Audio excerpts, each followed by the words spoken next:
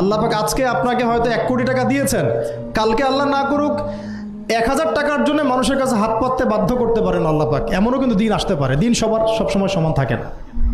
আজকে আপনার কাছে 1 কোটি টাকা আছে, কিছু মনে হচ্ছে না, কালকে কে জানে আল্লাহ না করুক যে 1000 টাকা কারো কাছে চাইতে হচ্ছে, 1000 টাকার জন্য ঠেকে গেছেন, হতে পারে না?